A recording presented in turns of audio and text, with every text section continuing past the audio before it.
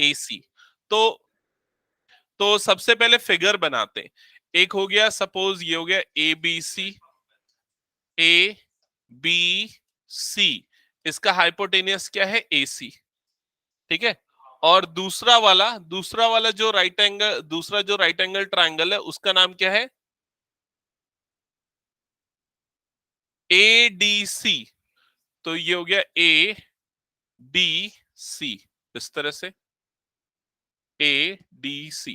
ये दोनों right angle triangle है, मतलब ये 90 डिग्री और ये वाला एंगल भी कितना है? 90 डिग्री। क्लियर यहां तक? ये कैसा दिख रहा है? स्क्वायर टाइप का।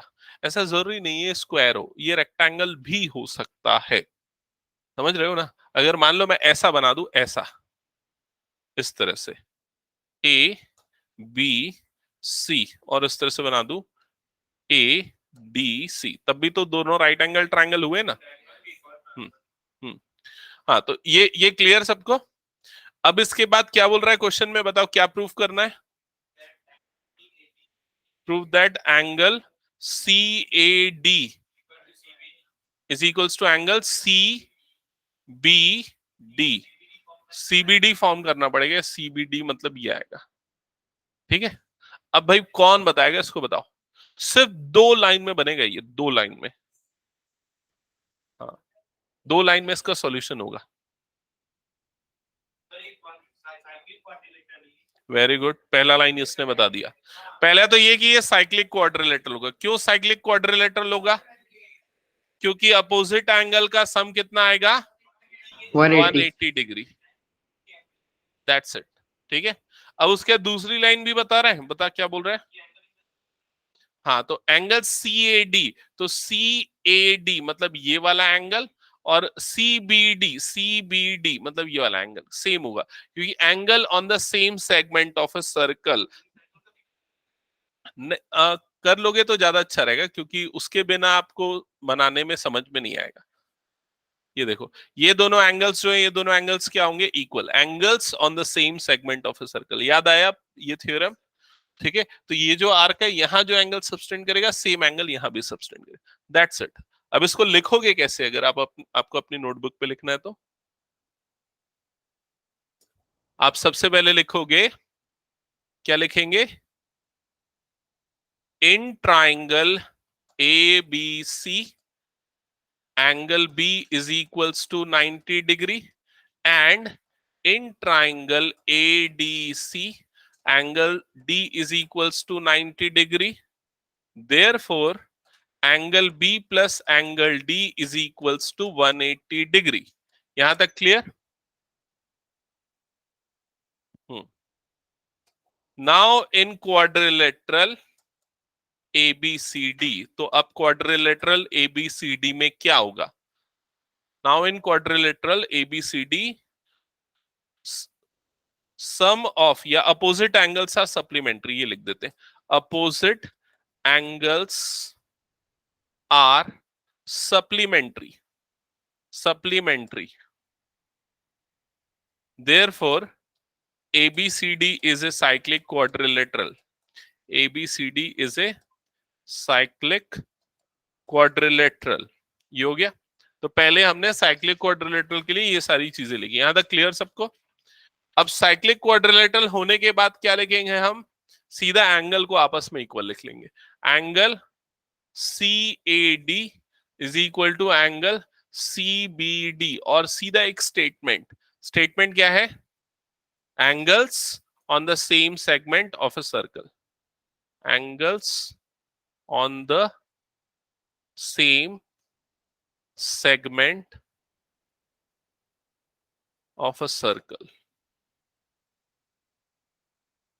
क्लियर? दैट्स इट, हो गया प्रूफ। क्वेश्चन नंबर 12 आप लोग प्रूफ करोगे। चलो ट्राई करो क्वेश्चन नंबर 12। हम्म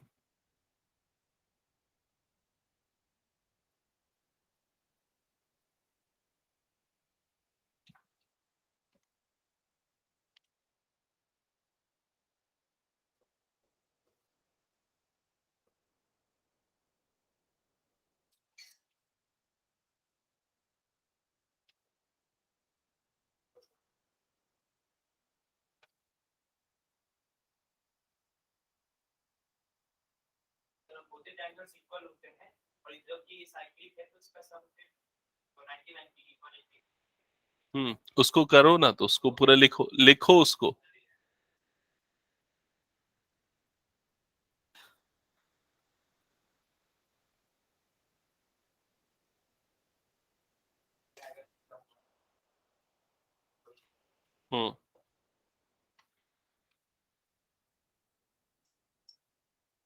नेक्स्ट क्वेश्चन सारे बच्चे बनाएंगे, मैं चेक करूंगा। क्वेश्चन नंबर 12 अपनी नोटबुक पे सॉल्व करो सारे। कैसे कर रहे हैं प्रॉपरली, वे ऑफ राइटिंग कैसा होगा वो सब कंप्लीट करो।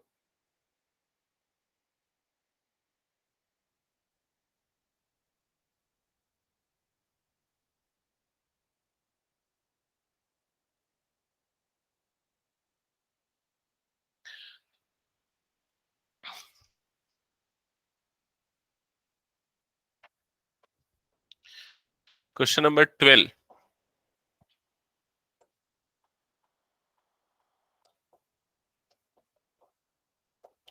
क्वेश्चन नंबर 12 में आपको बोल रहा है प्रूव दैट। ऐसा क्वेश्चन आएगा ना, ये जो ऐसा सिंगल स्टेटमेंट वाले क्वेश्चन रहते हैं ना, वो ज्यादातर स्कूल वाले देते हैं, क्योंकि उसमें फिगर बनाना, सब चीजें करना, वो सब करना पड़ता है बच्चों को खुद से। Prove that cyclic parallelogram is a rectangle. तो सबसे पहले आप एक सर्कल बना लो, सबसे अच्छा रहेगा। ठीक है, तो आप सबसे पहले एक सर्कल बना लोगे, और आपको इसको क्या प्रूव करना है, एक पैरेललोग्राम को क्या प्रूव करना है, रेक्टेंगल। तो भाई आप एक रेक्टेंगल ही बना लो अंदर में। ये बन गया रेक्टेंगल, क्योंकि रेक्टेंगल प्रूफ होना है तो रेक्टेंगल ही बना लो। ठीक है, हाँ। अब उसके बाद इसकी मार्किंग कर दो। तो सपोज ये हो गया ABCD, यहां तक का काम किया सबने, ABCD। अब उसके बाद गिवन में क्या लिखोगे ये बताओ। लिखोगे ना गिवन, क्या लिखोगे गिवन में? A parallelogram, a cyclic parallelogram, a cyclic parallelogram ABCD। समझ में आया यहां तक? अब टू प्रूव में क्या प्रूव करना है? ABCD is rectangle, ABCD is rectangle. और रेक्टेंगल कब होता है? रेक्टेंगल की कंडीशन क्या होती है? एंगल्स क्या होते हैं? 90 डिग्री। तो angle A, angle B, angle C, सारे एंगल कितने होने चाहिए? 90 डिग्री। हाँ, चलो अब बताओ कैसे कर रहे हो। अनुष्का बताएगी, चलो अनुष्का बताओ।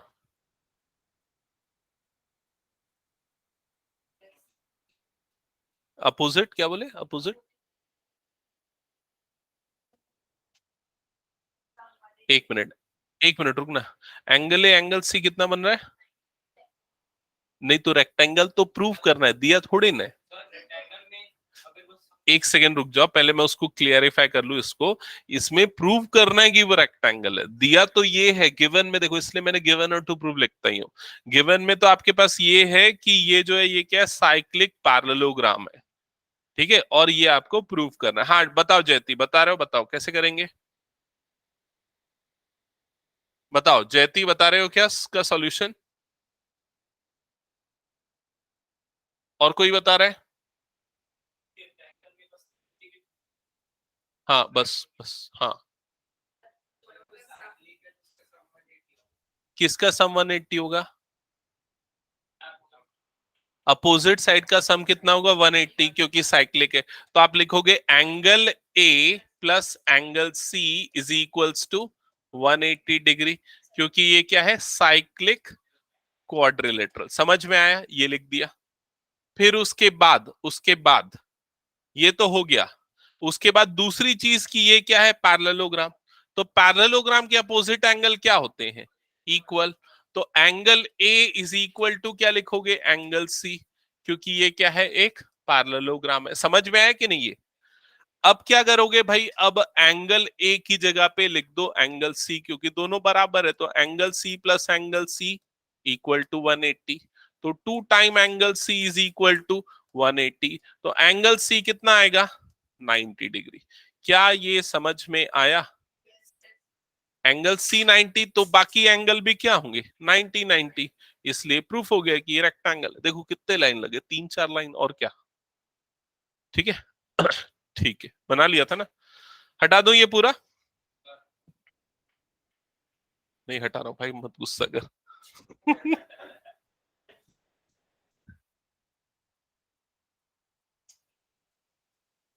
ओके। अब ये आप लोग ये बुक लेके आए क्या, ये वाली बुक? हाँ, तो इसमें से ना ये वाली क्वेश्चन मैं दे रहा हूं जो इसने पूछा है। ये अच्छा ट्रिकी क्वेश्चन है, टफ क्वेश्चन है। नहीं, ये सर्कल्स का ही है। सर्कल्स का ही है ना? हाँ। तो केपीएस ढूंढने वाले be ready for such questions. अगर आजकल नहीं दे रहे हैं यार टफ, लेकिन मैं पेपर देख रहा हूँ तुम लोगों को, पहले तो बहुत टफ देते थे। पहले तो बहुत टफ देते थे, अभी मतलब कोविड के पहले की बात कर रहा हूँ, उस समय तो अच्छे टफ क्वेश्चंस आते थे तुम लोगों को। ये हटा दो क्या पूरा? हम्म, बचा है, चल बना ले। अच्छा, ये जिनके पास ये बुक है इनको पेज नंबर 115 फॉलो करना है। पेज नंबर 115 में क्वेश्चन नंबर 39 इसने पूछा है। Question number 39, page number 115, question number 39। मिला क्या? वो सर्कल दिख रहा है, वो बड़ा सा एकदम कचरा सा फिगर दिख रहा है कि नहीं? हाँ। बाकी लोगों की बुक कहाँ गई, ऐसी वाली? चलो ये हटा दो मैं पूरा। ओके। ओके, चलो इस यहां पर देखना, जिन जो बुक नहीं लाए वो भी सामने देख लो, ठीक है? क्वेश्चन में लिखा है in figure A B is diameter. पहले मैं फिगर बना लेता हूं, आप लोग भी फिगर बना लो। ये एक सर्कल है, इस सर्कल पे एक डायमीटर बना हुआ है। पेज नंबर 115, यहां पर ए बी एक डायमीटर है, फिर उसके बाद इस तरह से ऐसा दिया हुआ है कुछ। हाँ,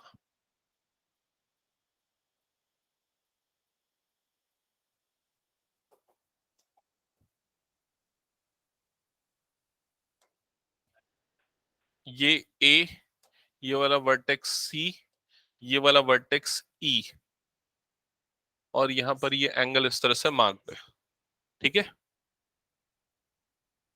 फिर उसके यहाँ पर ये वाला वर्टेक्स जो है, ये वाला वर्टेक्स क्या है, डी, और यहाँ पर ये सेंटर है, ओ। पढ़ेंगे ना क्वेश्चन, पहले फिगर बना लो। फिर यहाँ इन दोनों को भी ज्वाइन किया, सी डी।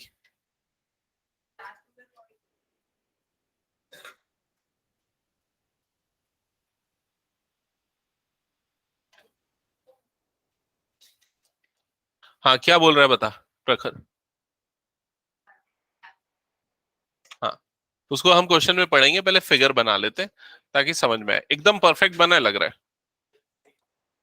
जैसे क्वेश्चन में दिया हुआ वैसे ही। क्वेश्चन 13। बहुत खतरनाक फिगर है, इसलिए अच्छा बनना जरूरी था इसका। ओके, स्टार्ट करें क्वेश्चन। चलो, नहीं बना तो भी इधर पे देख लो, पहले बाद में बनाते रहना, पहले समझ लो। एक ही फिगर है ये, इसी क्वेश्चन का एक ही फिगर है, वो दूसरे क्वेश्चन का है। ओके, स्टार्ट करें। सो क्वेश्चन में लिखा है in the below figure, Darshan Radhika इधर पे ध्यान। In the below figure A B is the diameter. तो देखते चलो, दिखा ए बी, वो डायमीटर है of circle. C D is a chord equal to the radius. क्या बोला? तो सी डी दिखा, सी डी, ये सी डी है, ये किसके इक्वल है? रेडियस के। रेडियस के इक्वल है, मतलब ये वाला जो लेंथ होगा, ये वाला जो लेंथ होगा, ये वाला जो लेंथ होगा, ये सारे कितने होंगे? इक्वल। इसका मतलब CO D is an equilateral triangle. यहां तक क्लियर सबको? क्योंकि तीनों साइड इक्वल हो गए। अब इसके बाद आगे क्या बोल रहा है? आगे बोल रहा है CD is a chord equal to the radius of a circle. AC and BD when extended intersect at point E. तो AC को जब एक्सटेंड किया, BD को जब एक्सटेंड किया, तो वो कहां पर कट कर रहे हैं? E पे कट कर रहे हैं। Clear? Prove that angle AEB मतलब ये एंगल 60 डिग्री होगा, ये प्रूफ करना है, या हो सकता है फाइंड करने बोलते, फाइंड एंगल AEB। तो हम फाइंड ही कंसीडर करके चलते, angle A E B is equals to question mark. हाँ क्या वो, हाँ या वो निकालना है, क्या बोल रहा है? एक मिनट भाई रुक जा, इतना आसान रहता तो मैं पहले ही बता दिए रहता। ठीक है, वेट नहीं करता।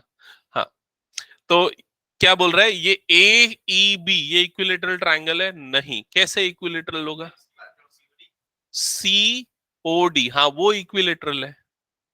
तो तो उससे तो ये एंगल 60, ये एंगल 60, ये एंगल 60, लेकिन हमको ये एंगल लाना है ना, समझ गए? हाँ अभी अब बताओ कैसे करेंगे? कुछ भी दिया हुआ नहीं है कहीं, कोई भी एंगल दिया हुआ नहीं है ना। ए सी बी 90 होगा, चलो ठीक है इसकी बात मान लेते हैं और उसको 90 डिग्री मार्क कर लेते हैं।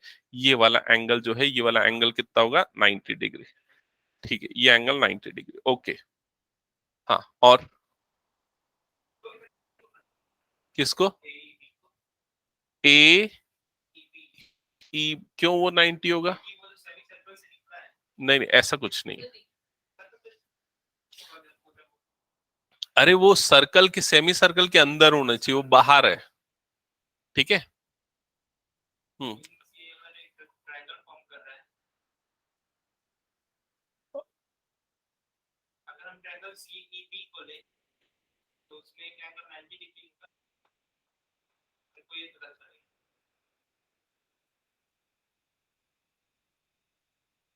हम्म।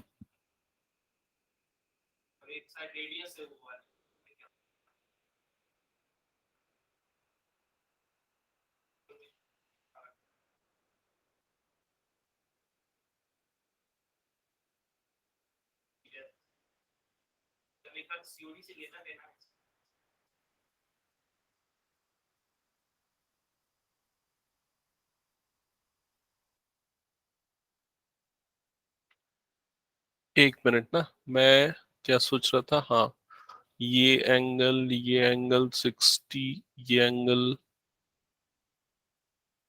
हाँ बताओ कौन बता रहा है? सर इसमें एलपीए ले सकते हैं कौन सा वाला एंगल में? सर, ई सी डी और सी ई सी टी बी, सी ए। ई सी बी मतलब ये वाला एंगल एलपीए ले सकते हैं, ये पूरा एंगल आएगा। लेकिन एक्चुअली क्या है, वो पूरे एंगल को हम कहाँ पर यूज करेंगे? उसके लिए फिर हमको थर्ड ये वाला एंगल भी पता होना चाहिए। और ये वाला एंगल सर तो हमको पता नहीं है 90 डिग्री, तो 180 माइनस 90। ये तो हाँ ठीक है, ये तो 90 आ जाएगा ना, 180 माइनस 90 से ये एंगल आ जाएगा। वो एंगल 90 आ जाएगा, ठीक है। ये एंगल 90 डिग्री होगा, बट हमको ये छोटा वाला एंगल भी चाहिए, वो मैं बोल रहा हूँ, ये छोटा वाला यस एंगल उसके लिए, क्योंकि ये इस बड़े वाले ट्रायंगल में लग, इस वाले ट्रायंगल में लग रहा है ना। तो हम्म, एक एक मिनट तुम लोग ट्राई करके अटेम्प्ट करो, ठीक है, मेरे को थोड़ा दिमाग लगाने दो कैसे होगा, ठीक है, तब तक तुम लोग भी ट्राई करो कैसे बनेगा, फिगर बना लो अगर नहीं बनाया तो। कौन सा? ओ डी, ये उससे उससे कुछ नहीं करना है, उतने बड़े उसमें नहीं फंसना है, ठीक है। कुछ दूसरा सोचो इसमें। देखो एक चीज तो यहाँ, एक कंसेप्ट तो ये यूज होगा भाई, ये वाला एंगल कितना बनेगा? 60 डिग्री बनेगा। इक्विलेटरल ट्रायंगल है ना, ये वाला एंगल कितना बनेगा? 60 डिग्री बनेगा। यहां पर ये वाला एंगल कितना बनेगा? 60 डिग्री बनेगा। समझ में आ रहा है? इक्विलेटरल ट्रायंगल है ना, सी ओ डी ये इक्विलेटरल है, तो उसके सारे एंगल 60 60 बनेंगे ना। समझ में आया? हम्म, ये क्लियर सबको? ओके। अब इसके बाद अब हम आते हैं, और कौन सा एंगल बच गया? ये तो 60 बन गया ना, और यहां से ये वाले एंगल से था, angle subtended bye semi circle is 90 D. ये वाला एंगल बोल रहा है, ये वाला नहीं, एक्चुअली वो दो पार्ट में हो गया ना, हॉच पॉच हो गया पूरा, एक के ऊपर एक मिक्स है वो।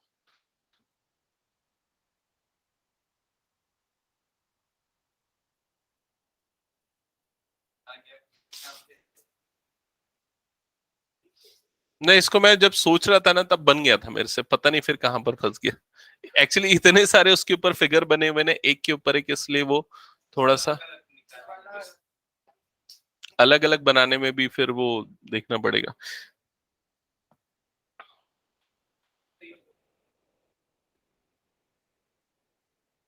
ये 60 60 60, ये वाला एंगल बन गया 90 डिग्री। एक सेकेंड, ये वाला एंगल, ये आर्क जो है यहाँ पर एंगल सब 60 सबटेंड कर रहा है, यहाँ पर भी कितना सबटेंड करेगा, 60 सबटेंड करेगा। सो ये वाला एंगल 60 हो जाएगा। ओके,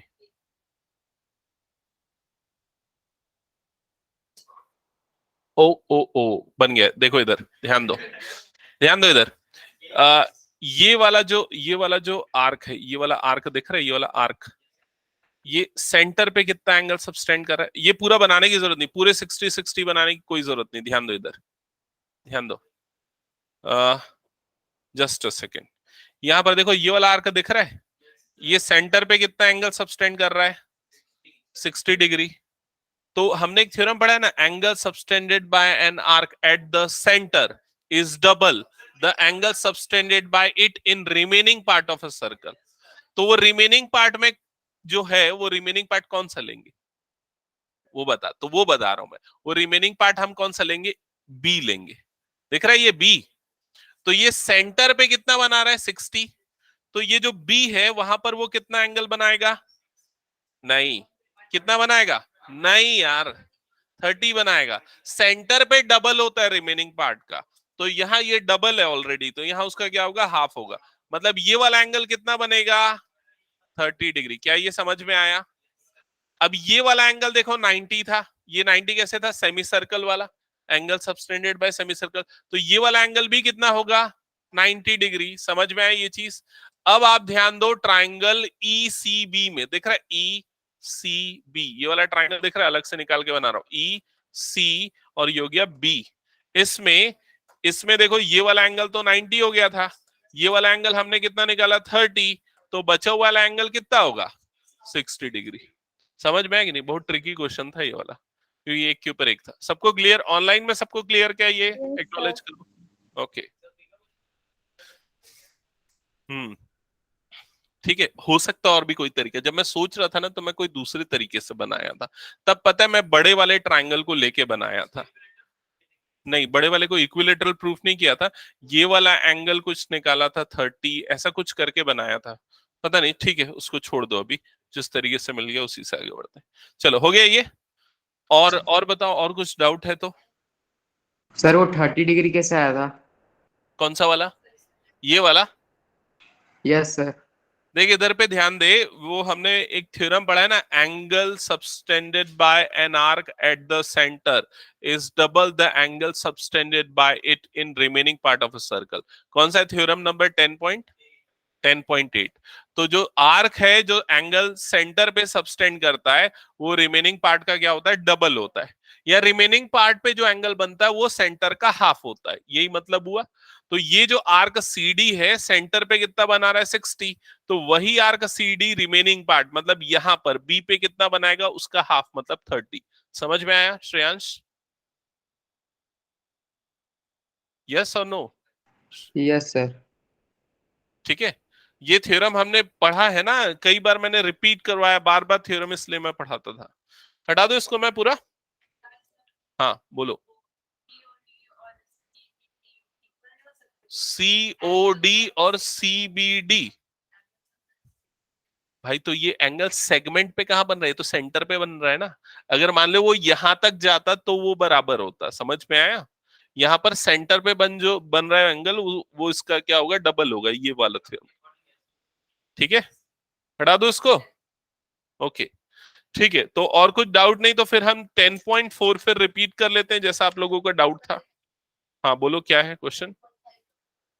10.5 का, 10.5 का कौन सा,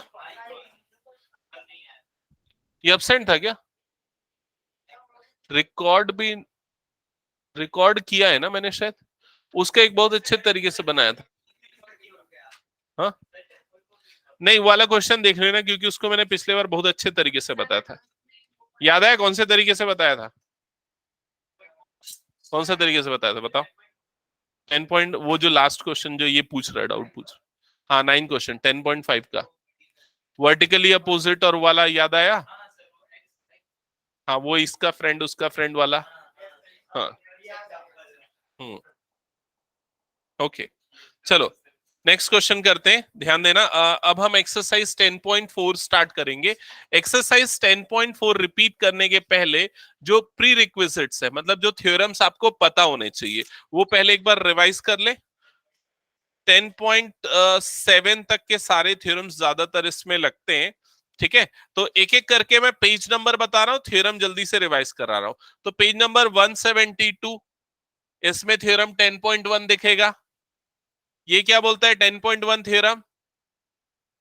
equal cord subtend equal angle at the centre. तो अगर कॉर्ड इक्वल है तो सेंटर पे एंगल क्या बनेगा? इक्वल। तो देखो उसमें फिगर में एओबी सीओडी दोनों एंगल क्या होंगे? इक्वल, ठीक है? 10.2 थ्योरम उसी के बाजू वाले पेज में क्या बोल रहा है? अगर एंगल इक्वल है तो कॉर्ड क्या होंगे? इक्वल। तो angle AOB angle COD equal है तो एबी और सीडी क्या हो जाएंगे? इक्वल, ठीक है? 10.3 क्या बोलता है? Perpendicular from the centre to a chord bisect the chord. मतलब अगर मान लो कोई सर्कल है और उस सर्कल में एक कॉर्ड है और सेंटर से अगर हम ये परपेंडिकुलर बनाएंगे तो वो कॉर्ड को क्या करेगा? बाइसेक्ट, दो इक्वल पार्ट में डिवाइड करेगा। 10.4 जो है वो इसका कन्वर्स है। 10.4 क्या बोलता है कि अगर मान लो ये इसको बाइसेक्ट कर रहा है तो वो उसके क्या होगा? परपेंडिकुलर होगा। क्लियर? चारों थ्योरम क्लियर? अब उसके 10.5, 10.5 उतना इंपॉर्टेंट नहीं है। वो ये बोलता है कि कोई 3 पॉइंट है, नॉन कोलिनियर है, तो एक सर्कल उसमें से पास हो सकता है। 3 नॉन कोलिनियर पॉइंट से एक सर्कल पास हो सकता है, ठीक है? आगे आते हैं 10.6 और 10.7 पे। तो 10.6 आपको पेज नंबर 177 पे दिख जाएगा। तो एक बार स्टेटमेंट इसका पढ़ना अनुष्का।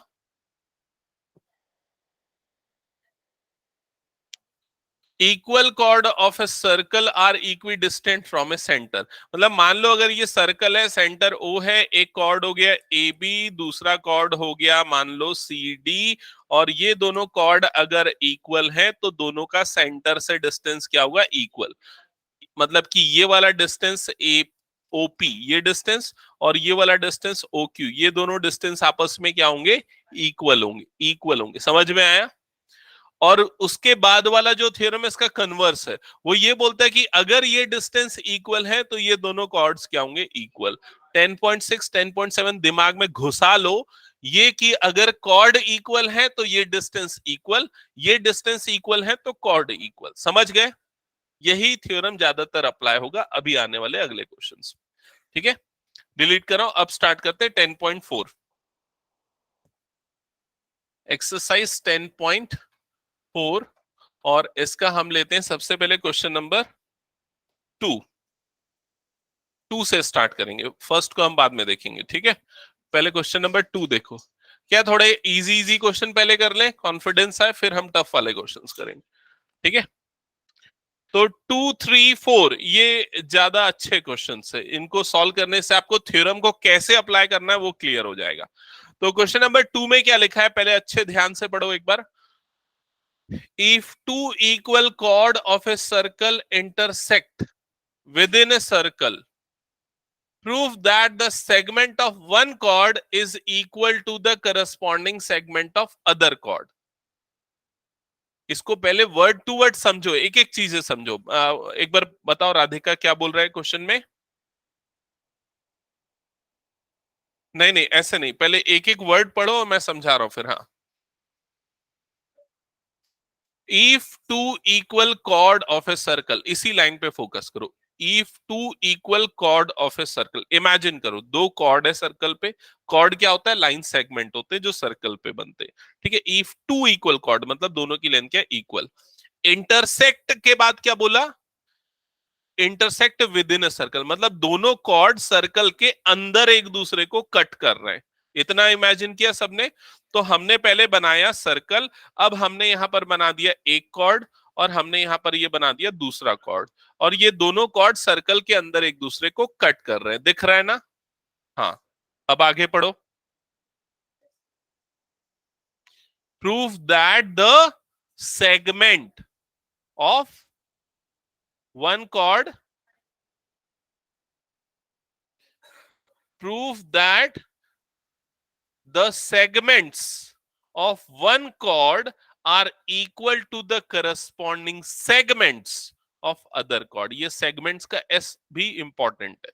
क्यों इंपॉर्टेंट है? क्योंकि मान लो अगर ये आपका लाइन, ये आपका कॉर्ड हो गया ए बी, ये दूसरा कॉर्ड हो गया सी डी, ये दोनों कॉर्ड एक दूसरे को जहां पर कट कर रहे हैं वाले पॉइंट को मैं नाम देता हूं पी। तो ये जो ए बी है ये दो पार्ट में कट हो गया, तो उसका एक सेगमेंट एपी है और दूसरा सेगमेंट क्या है? बीपी है। समझ गए? और यहां पर सीडी के दो सेगमेंट कौन से हैं? सीपी और सॉरी डीपी और सीपी। तो ये करस्पॉन्डिंग सेगमेंट इक्वल होंगे, मतलब एपी किसके इक्वल होगा? डीपी के, और सीपी किसके इक्वल होगा? बीपी के। समझ गए कि नहीं?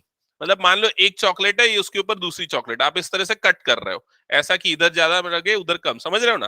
तो जो ऊपर वाली इस तरफ वाली जो दोनों चॉकलेट है उसकी हाइट क्या होगी? सेम, और इधर वाले दोनों की क्या होगी? सेम। समझ में आ रहा है? इमेजिन कर रहे हो ना वो? तो बस उसी टाइप की चीज है। यहां पर आपको इन दोनों को और इन दोनों को आपस में इक्वल प्रूफ करना है। तो अब क्वेश्चन में फिगर बनाने के बाद और क्वेश्चन समझने के बाद जो अगला टास्क होता है वो क्या होता है? गिवन लिखना और टू प्रूव लिखना। तो यहां पर गिवन में क्या लिखना चाहिए? A B is equal to C D. ध्यान में रखा करो पूरा क्वेश्चन। सबसे पहले यही बोल रहा था ना कि दोनों सेगमेंट, दोनों कॉर्ड क्या है? इक्वल। ये गिवन हो गया। फिर उसके बाद टू प्रूव। तो टू प्रूव मैंने समझाया ना, बताओ क्या लिखेंगे टू प्रूव में? AP is equals to DP और CP is equals to BP. ये आपको इक्वल प्रूफ करना है। क्या ये समझ में आ गया? ओके। अब इसके बाद हम स्टार्ट करते हैं इसका सॉल्यूशन या प्रूफ। हाँ, तो इसका प्रूफ करने के लिए सबसे पहले क्या करना चाहिए?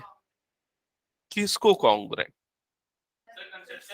पहले तो कंस्ट्रक्शन करना पड़ेगा। समझ रहे हो? तो पहले हम एक काम करते हैं, यहां पर पहले एक सेंटर ले लेते हैं। हो गया सेंटर, सेंटर को ले लेते हैं ओ। फिर उसके बाद क्या करें? ओ से एक परपेंडिकुलर यहां बना देते, ओ से एक परपेंडिकुलर यहां बना देते, ओ से पी को भी ज्वाइन कर देते। समझ गए? यहां तक क्लियर सबको? ये सारा हमारा कंस्ट्रक्शन का पार्ट है। कंस्ट्रक्शन के पार्ट को एक अलग कलर से रिप्रेजेंट करते हैं, ये कलर ले लेते हैं। ठीक है, ये हो गया हमारा कंस्ट्रक्शन। यहां तक क्लियर सबको? अब जो कंस्ट्रक्शन किया उसको लिखो। तो कंस्ट्रक्शन में क्या लिखेंगे? अभी हमने ये जो बनाया इसको हम इसको क्या नाम दे? पी। इसको क्यू दे देते हैं, आर दे देते हैं। ठीक है, तो कंस्ट्रक्शन में हमने क्या किया? ओ क्यू बनाया। ओ क्यू कैसे बनाया? ओ क्यू परपेंडिकुलर बनाया। किसके परपेंडिकुलर बनाया? ए बी के। एपी भी लिखोगे तो भी चल जाएगा, वैसे ए बी लिखना ज्यादा एक्यूरेट होगा। और क्या बनाया? ओ आर बनाया। ये भी क्या बनाया? परपेंडिकुलर किसके? सी डी के। ठीक है, और क्या किया? ज्वाइन किया। किसको किससे ज्वाइन किया? ओ से पी को ज्वाइन किया। यहां तक सबको क्लियर? ठीक है, ये हो गया। अब इसके बाद आते हैं, ये फिगर थोड़ा सा ज्यादा बड़ा चाहिए एक्चुअली, क्योंकि इसमें बहुत सारी चीजें यूज होंगी। इसको थोड़ा बड़ा कर दे रहा हूं। ठीक है, इसको इधर भेज देते हैं। ओके, हाँ, यहां तक क्लियर सबको? अब इसके बाद हम आते हैं इसमें कि कैसे इसको आगे सॉल्व करेंगे। तो देखो, जो परपेंडिकुलर बनाया था तो परपेंडिकुलर का सिंबल भी बना लेना चाहिए इस तरह से। ये 90 डिग्री बनेगा, ये वाला एंगल भी यहाँ पर क्या बनेगा? 90 डिग्री। यहां तक क्लियर सबको? अब इन दो ट्रायंगल पे फोकस करो। देखो, ये दो ट्रायंगल पे, ये ट्रायंगल का नाम दे देता हूं मान लो 1, और ये ट्रायंगल का नाम दे देता हूं मान लो 2। ट्रायंगल 1 और 2 ये दोनों पड़ोसी वाले ट्रायंगल। ठीक है, इन दोनों ट्रायंगल्स में क्या क्या चीजें आपको दिख रही है? दोनों में ये वाला एंगल कितना है? 90 90। दोनों की एक वॉल कॉमन है, मतलब एक साइड कॉमन है। ठीक है, ये हो गया। और क्या है? O Q R equal. हाँ, क्या O Q is equals to O R, ये दोनों इक्वल होगा ना? क्यों इक्वल होगा? Equal sides, equal chords are equidistant from the centre, theorem में पढ़ा है हमने। तो कौन सा रूल लगेगा? Right angle hypotenuse side, R H S से दोनों ट्राइंगल क्या हो जाएंगे? कॉन्ग्रुएंट। समझ में आया? चलो ये यहां तक का काम करेंगे, फिर आगे हम प्रूफ करेंगे इसका। यहां तक करो, ठीक है? क्लियर श्रेयांश, जयती, सबको क्लियर यहां पर question?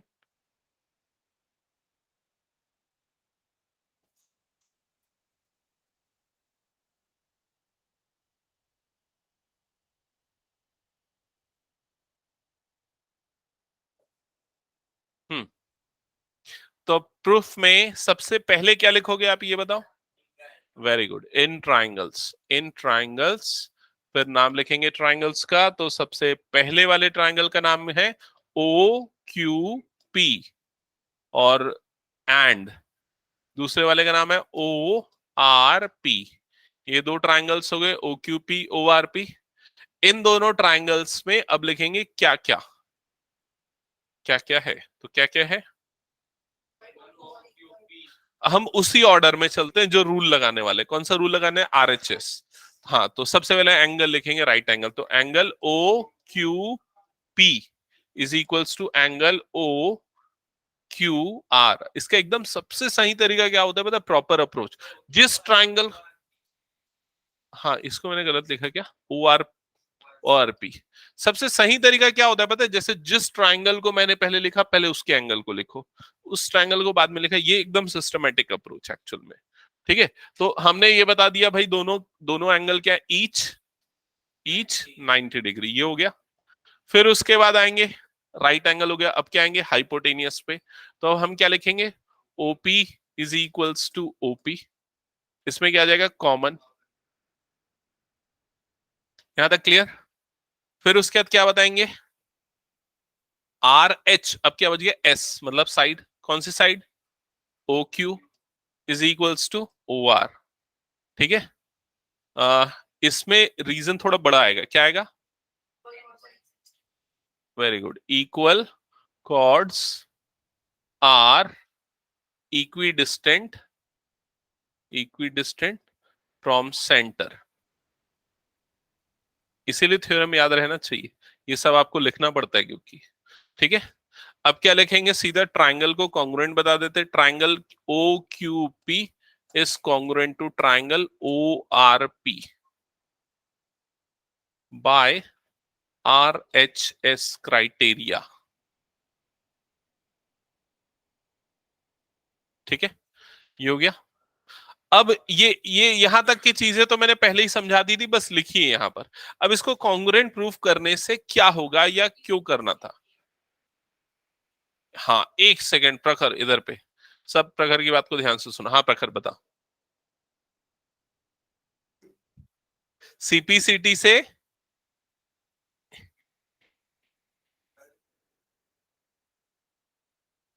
QP is equals to RP. QP और आरपी दोनों क्या होगा? Equal. QP is equals to RP. Wait, मैं दूंगा तेरे को चांस, अभी रुक जा। भी क्या ये सबको समझ में है? क्यूपी इज इक्वल टू क्या होगा? आरपी, क्योंकि वो दोनों ट्राइंगल का बेस है। तो हम क्या लिखेंगे यहाँ पर? QP is equals to RP, और रीजन क्या आएगा यहाँ पर? सीपीसीटी। क्या यहां तक सबको क्लियर? हाँ। अब आते हैं इस बात पे कि भाई क्यूपी और आरपी को इक्वल प्रूफ कर दिया, लेकिन इससे क्या? हमको तो एपी और डीपी को इक्वल प्रूफ करना है ना। तो अब क्या? अब क्या?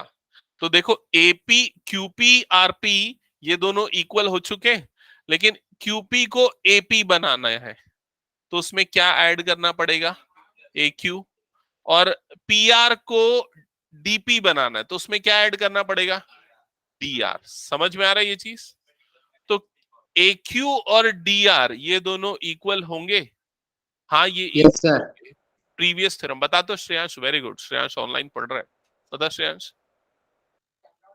सर क्योंकि perpendicular to chord bisect the chord. Very good, perpendicular to a chord bisect the chord, तो इसलिए ए क्यू और डी आर दोनों क्या होंगे, इक्वल। अब उसको लिखेंगे कैसे, समझना इधर पे।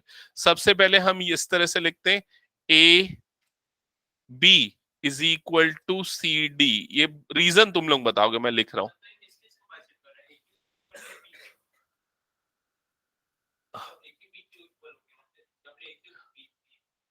रुक ना, मैं अभी लिख रहा हूं, तू बताते जाना। पहले ये बता, ए बी सी डी सब बताओ, रीजन बताओ। गिवन ए बी और सी डी इक्वल है, क्यों इक्वल है, गिवन। ठीक है, half A B is equal to half C D, correct. ठीक है, half A B is equal to half C D. अब हाफ ए बी को हम क्या लिख सकते हैं, ए क्यू, और हाफ सी डी को क्या लिख सकते हैं, डी आर। क्या ये समझ में आया? ठीक है, और रीजन क्या लिखेंगे यहां पर, perpendicular to a chord bisect the chord, bisect the chord. यहां तक क्लियर सबको? ओके, ये हो गया। अब इसके बाद वाला पार्ट ध्यान से समझना। इसके बाद हम क्या करेंगे, हम इसको मार्क करेंगे इक्वेशन नंबर 2, और इसको मार्क करेंगे इक्वेशन नंबर 1। नहीं, इसको नहीं, किसको, इसको मार्क करेंगे इक्वेशन नंबर 1। दिख रहा है 1 और 2 दोनों इक्वेशन। अब दोनों के लेफ्ट साइड को देखो, दिख रहा है क्यूपी और ये क्या, ए क्यू। देखो फिगर में, देखो यहां भी देखो और फिगर में भी देखो। क्यूपी दिखा, ए क्यू दिखा, तो ये देखो क्यूपी कहां पर है, यहां। ए क्यू कहां पर है, यहां। क्यूपी ए क्यू, क्यूपी ए क्यू दिख रहा है। उसको बनाना है एपी, तो क्या करना पड़ेगा, दोनों को ऐड करना पड़ेगा। दोनों के राइट साइड को देखो, आरपी डी आर दिख रहा है, आरपी डी आर, ये RP D R, RP D R, दोनों को मिला के डीपी बनाना है। तो क्या करना पड़ेगा, दोनों को ऐड, डबल नहीं ऐड करना पड़ेगा भाई। ठीक है, तो क्या करेंगे अगला ऑपरेशन, हम इक्वेशन 1 प्लस इक्वेशन 2, तो यहां पर सीधा ऐड कर देते हैं। तो लेफ्ट लेफ्ट ऐड होगा तो क्या हो जाएगा, ए क्यू प्लस क्यू पी, और राइट राइट ऐड होगा तो मतलब क्या हो जाएगा, डी आर प्लस आरपी। और यहां पर मैंने जो किया है उसको लिख देता हूं साइड में। क्या किया है मैंने, इक्वेशन 1 प्लस इक्वेशन 2, ये यहां पर परफॉर्म किया। यहां तक क्लियर सबको? हाँ, अभी फिगर में देखो, ए क्यू क्यू पी मिलके क्या बनेगा, एपी बनेगा। सबको क्लियर ये? तो ये बन गया एपी, और राइट साइड में D R DP, D R आ जाएगा डीपी, और ये हो गया आपको जो प्रूफ करना था वाला पार्ट। फर्स्ट पार्ट जो है वो प्रूव्ड हो गया। हाँ, one of the easiest question. नहीं है क्या, टफ लग रहा है?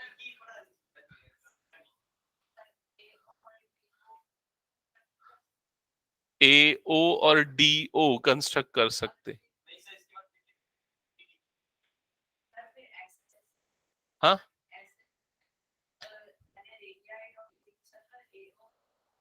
हाँ,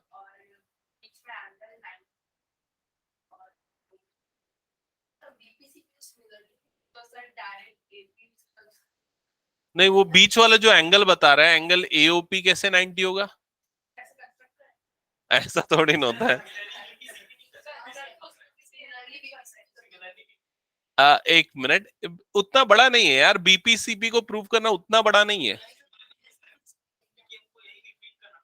नहीं नहीं, सेम प्रोसेस रिपीट नहीं करना पड़ेगा, एक छोटा सा प्रोसेस है, वो प्रोसेस मैं यहाँ पर बता देता हूँ। उसके लिए एक छोटा सा चेंज कर देना चाहिए हमको एक्चुअल में।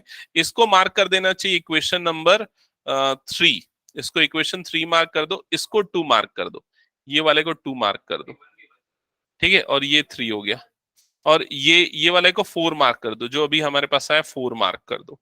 ठीक है, अब आप 2 और 4 में देखो, मैंने नंबरिंग चेंज की है थोड़ी इक्वेशन, आप लोग भी अकॉर्डिंगली चेंज कर दो। ठीक है, ए बी सी डी को 2 मार्क कर देना, ए क्यू डी आर को 3 मार्क कर देना, और 1+2 लिखा था उसकी जगह पे क्या आ जाएगा, 1+3 आ जाएगा। ठीक है, यहां तक क्लियर?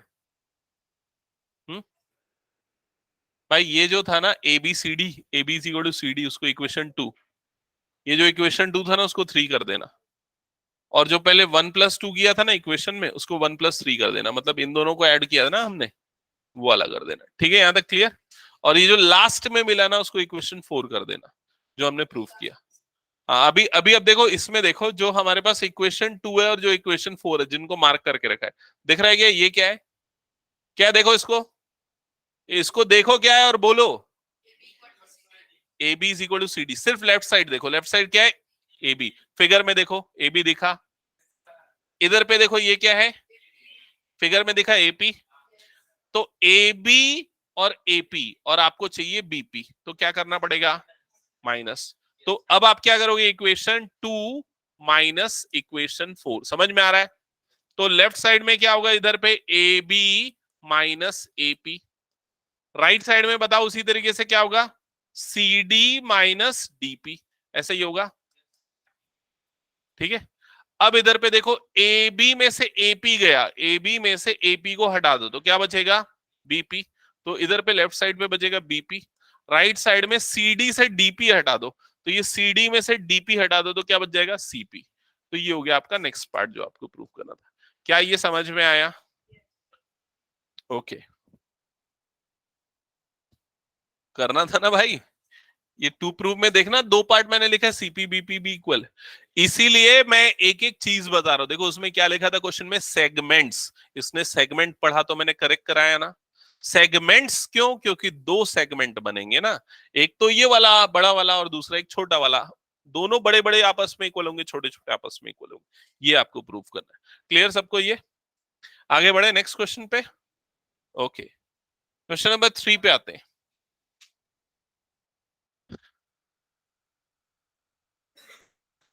Question number 3। तो क्वेश्चन नंबर 3 अब ध्यान से समझना क्या लिखा हुआ है। अब ये फिगर आप लोग को ड्रॉ करना है। मैं पढ़ रहा हूं, क्वेश्चन मैं ही पढ़ रहा हूं, आप लोग बुक पे ध्यान दो एकदम। If two equal chord of a circle intersect with in a circle. क्या बोला? 2 इक्वल कॉर्ड है सर्कल के अंदर, और वो सर्कल के अंदर ही एक दूसरे को कट कर रहे हैं, तो क्या ये फिगर बना लोगे? चलो बनाओ पहले। सबसे पहले एक सर्कल बनाओगे सबसे पहले, तो ये हो गया सर्कल, ये हो गया सर्कल। ठीक है, इसके अंदर 2 इक्वल कॉर्ड बनाओगे जो एक दूसरे को कट कर रहे हैं, एकदम पिछले क्वेश्चन जैसा ही बनेगा।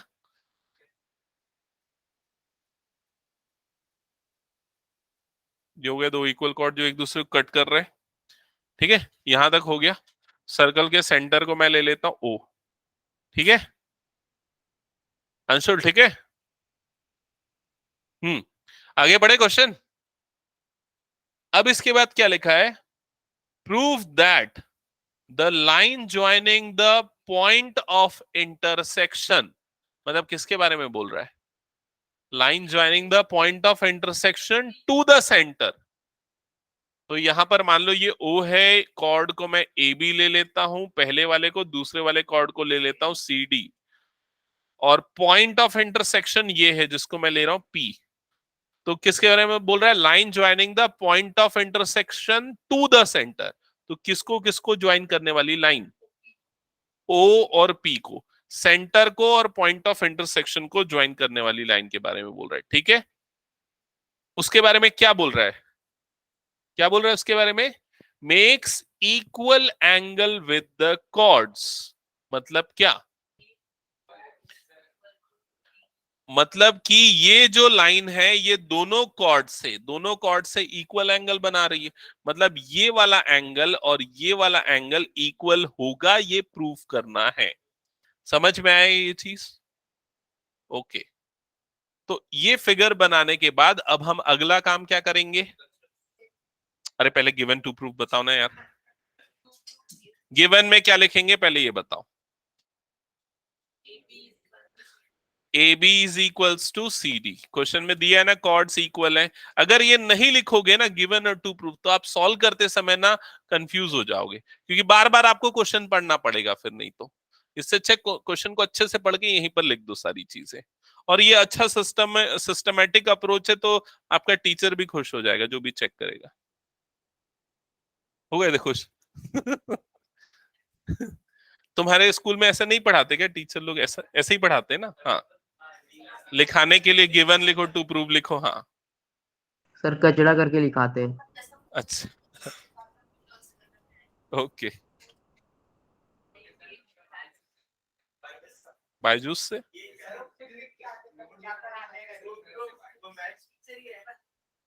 तो एनसीईआरटी के ही क्वेश्चन कराते होंगे ना, नए नए हैं क्या अभी?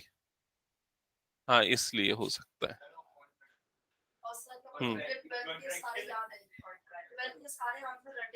किसको?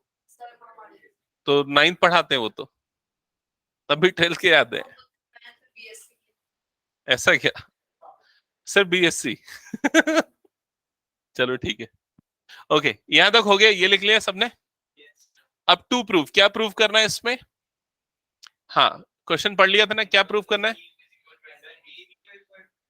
Angle APO is equals to angle DPO, ये आपको प्रूफ करना है। क्लियर? अच्छा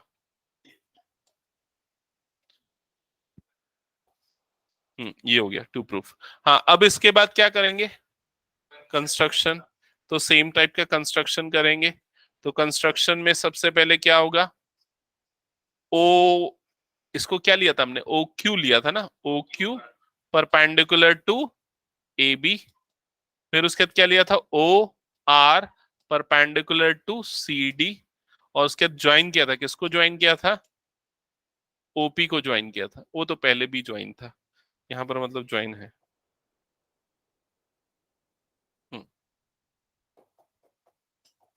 ओके तो इस तरह से हमने बना दिया, पहले यहां परपेंडिकुलर, फिर बना दिए यहां परपेंडिकुलर। यहां तक क्लियर सबको? अब इस वाले को हमने वर्टेक्स को मार्क किया है, इस वाले को Q और इस वाले को मार्क किया है R। यहां तक क्लियर? ओके अब क्या करेंगे?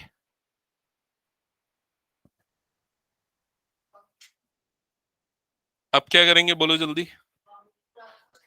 अब ये ट्राइंगल 1, ये ट्राइंगल 1 है, ये ट्राइंगल 2 है, इन दोनों ट्राइंगल्स को कॉन्ग्रुएंट प्रूफ करेंगे। और ये दोनों कॉन्ग्रुएंट हो गए तो सीपीसीटी से ये इक्वल हो जाएगा। तो ये पुराने क्वेश्चन से बहुत आसान है, ये तो सिर्फ कॉन्ग्रुएंट प्रूफ करो, खत्म ये। हाँ मैं सोच रहा था इसको पहले करवाना चाहिए, लेकिन बोल दिया मैंने। ठीक है, तो ये दोनों कैसे कॉन्ग्रुएंट होंगे, चलो एक एक करके डिस्कस करते हैं। ये वाला एंगल दोनों में क्या होगा? 90 डिग्री। क्यों? रीजन में आएगा कंस्ट्रक्शन या ईच 90 डिग्री। ये हाँ, तू कौन सा 90 डिग्री बोल रहा था बताऊं मैं? तू इसको 90 डिग्री बोल रहा था, ये जो बन रहा है ना ये, वो 90 डिग्री कैसे होगा? हाँ कौन सी? अच्छा ऐसा बोल रहा है, ऐसा वाला, ये वाला, ये दिख स्ट्रेट लाइन रहा है, लेकिन ऐसे जरूरी थोड़ी ना है। वो हो सकता है ए इधर पे कॉर्ड छोटा वाला कॉर्ड हो, इक्वल है ना, समझ रहा है कि नहीं? तो ऐसा नहीं ले सकते, इसलिए वो तेरा जो सॉल्यूशन है वो अप्रोच वो गलत। तो ईच 90 डिग्री, ये क्लियर? अब इसका दूसरा दूसरा और क्या हो गया? राइट एंगल की तो हो गया, अब क्या है? हाइपोटेनियस। हाइपोटेनियस के लिए ओपी और ओपी दोनों क्या हो जाएंगे? कॉमन। फिर O R is equals to O Q. O Q और ओ आर दोनों क्या हो जाएंगे? इक्वल। वो इक्वी डिस्टेंट वाला कंसेप्ट राधिका समझ में आ रहा है ना? फिर कौन सा रूल अप्लाई होगा? आरएचएस। आरएचएस से दोनों ट्रायंगल कॉन्ग्रुएंट, और सीपीसीटी से ये वाले एंगल्स क्या हो जाएंगे? इक्वल। चलो कंप्लीट करो इसको। लिख लिया? लिख लिया ना? प्रूफ प्रूफ पूरा प्रूफ लिख लिया ना? दिखाओ क्या क्या। नहीं यहां तक हो गया, उसके बाद वाला तुम लोगों को कंप्लीट करना है। एक तो क्या नाम है वो, एक लड़की है तुम्हारे स्कूल वाली जो आ नहीं रही थी बीच में, नहीं नहीं नहीं, इसके स्कूल वाली, अक्षिता, अक्षिता गर्ग। हाँ वो आती है और उसके घर जाके बोलती है आज बंद है, ताला लगा हुआ है कोचिंग में। ऐसा 3-4 बार, 3-4 बार ऐसे ही कर दी। तो उसके पापा का फोन आता है, छुट्टी है क्या, ताला लगा है कोचिंग में? आकाश सर उस दिन देखने आए थे ना पिछली क्लास में, इसीलिए। मतलब घर में जाके ऐसा बोलती है आज छुट्टी, आज ताला लगा हुआ है कोचिंग में। ऐसे ऐसे बहाने मार। जतिन तू क्या बहाना मारता है घर में? अच्छा तू तो घर से बाहर घूमने निकल जाता हूँ। तू भी ऐसे ही करता है, फोन करता हूँ तेरे यार।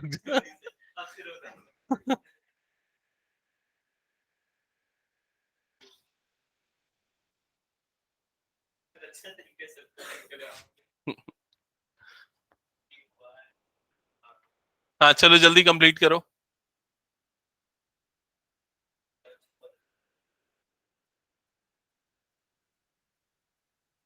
हो गया अभिनव तेरा? हम्म।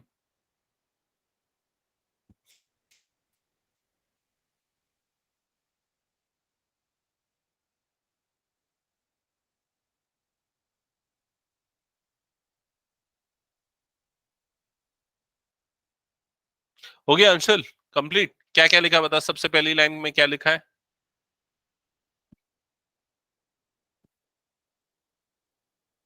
ORP। हाँ, टी लिखा है क्या? पी लिखा है ना? सही लिखा है ना? हाँ फिर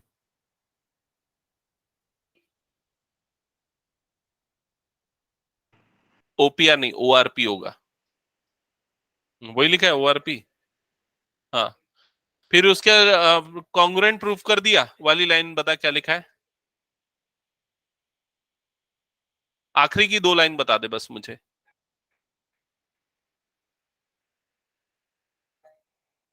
हम्म।